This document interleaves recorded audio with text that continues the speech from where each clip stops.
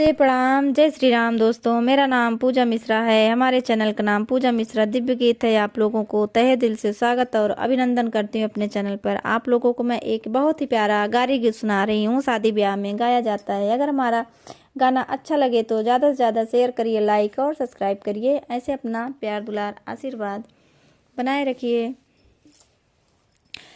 सजी दुल्हे का कैसी बारात उड़ावे फूले झड़िया, सजी दुल्हे का कैसी बारात उड़ावे फूले झड़िया, सजी दुल्हे का कैसी बारात उड़ावे फूले झड़िया, सजी दुल्हे का कैसी बारात उड़ावे फूले झड़िया।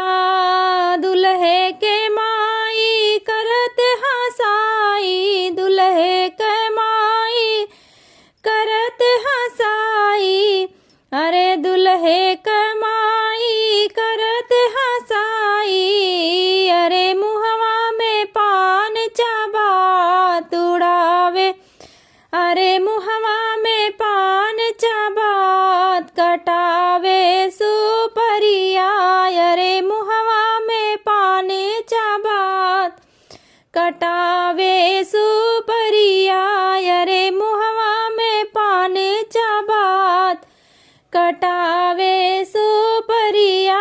सजी दुल्हे का कैसी बारात उड़ावे फूले झड़िया, सजी दुल्हे का कैसी बारात उड़ावे फूले झड़िया।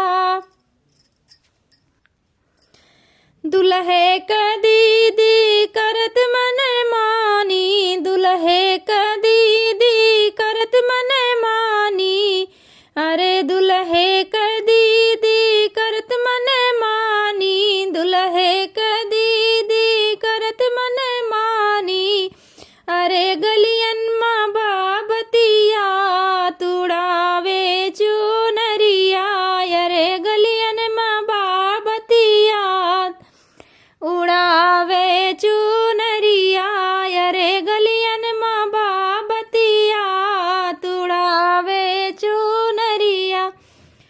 सजी दुल्हे का कैसी बारात उड़ावे फूले झड़िया, सजी दुल्हे का कैसी बारात उड़ावे फूले झड़िया, सजी दुल्हे का कैसी बारात उड़ावे फूले झड़िया।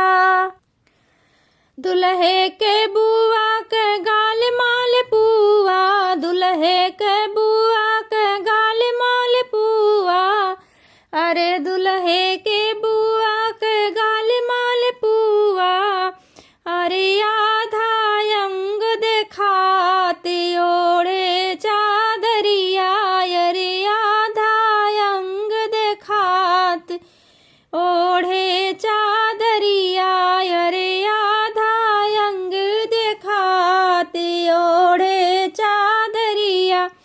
सजी दुल्हे का कैसी बारात उड़ावे फूले झड़िया, सजी दुल्हे का कैसी बारात उड़ावे फूले झड़िया, सजी दुल्हे का कैसी बारात उड़ावे फूले झड़िया।